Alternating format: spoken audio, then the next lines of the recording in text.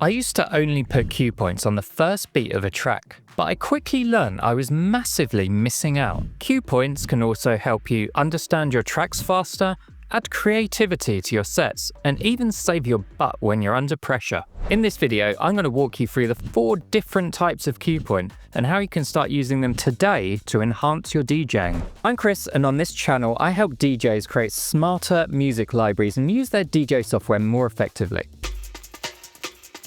Song structure is how a track is divided up into different sections like intro, breakdown, chorus, or outro. Track template cue points can be used to mark these sections so you can see where they start, how long they last, and where they end. This can be really handy for a few reasons. If you're still learning to DJ and struggling to get to grips with waveforms, then this kind of cue point can be really handy for getting a quick visual overview of the structure of a track. And if you're short on time, this is one of the most useful cue points you can set. You'll also find you can apply the same track template on 90% of tracks from the same genre. But even if you've been DJing a while, this is still a really useful type of cue point. If you find yourself playing on older club gear like a CDJ 2000 that's got a really low fidelity waveform, then this type of cue is a really useful way of getting an overview of a track fast. They're also really good for estimating phrase length. If you notice one set of cue points is twice as far apart as another set, you know that section is twice the length. And finally, some tracks just have really weird song structures, and this helps you identify those differences. As you spend more time on the decks, then song structure starts to become a bit more intuitive, and the waveform can give you a lot of the same information. As DJs, one of our main jobs is to transition smoothly between tracks, and the track template cue point doesn't always give us the tools to do that effectively. So what can we do to improve it?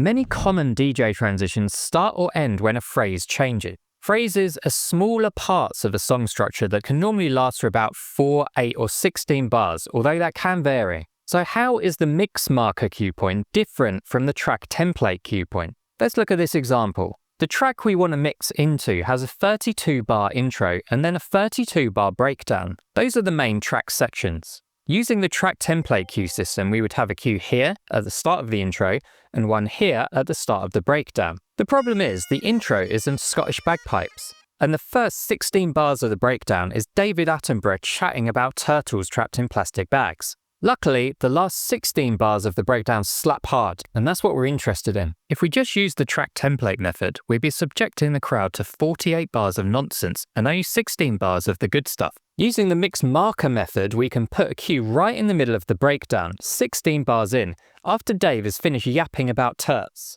Because this type of cue point operates at the phrase level, it's a lot more flexible. You can use it to bypass boring or bad bits of tracks, layer specific elements like vocals over the top, or do faster transitions to keep the energy going. To set this type of cue, you need to be much more familiar with the track itself, which to be honest is never a bad thing. One tip I have here is to use the track template method as a starting point. Think of it like a framework. Then think about where you're most likely to transition and look to add some mix marker cue points in there. If you need a bit more help with track structure and phrasing, I've created a free ebook that you can get when you sign up to the newsletter. The link's in the description. But the fun of DJing isn't marking out track structure, it's adding those spunky sprinkles that make your set unique and engaging. To help with that, we need a different kind of cue point, one that hates structure as much as an incompetent architect. It's called the performance point cue.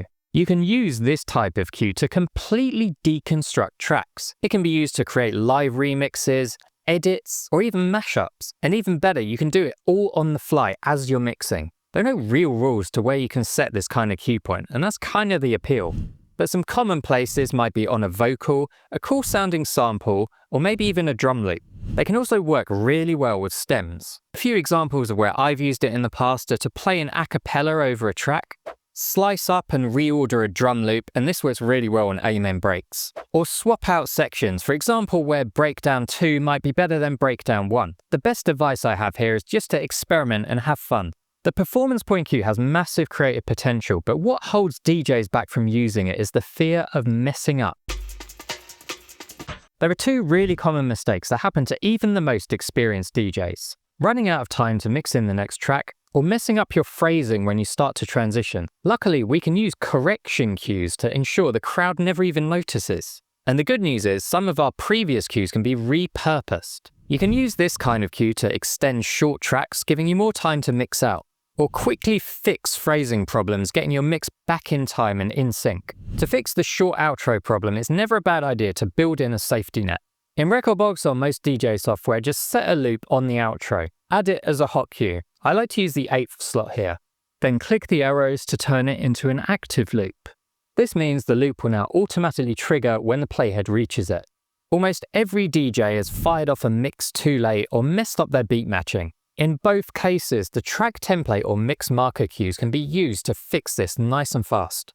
If you mess up, just keep tapping the hot cue on the incoming track to reset the phrase every 1 bar, as you either adjust the tempo or get your phrases back in time again. These 4 types of cues can apply to any style of DJing, but unless you apply them consistently, it can cause chaos in your library and your set. In this video, I talk you through how to set up a cue point system that will keep your track prep fast and effective.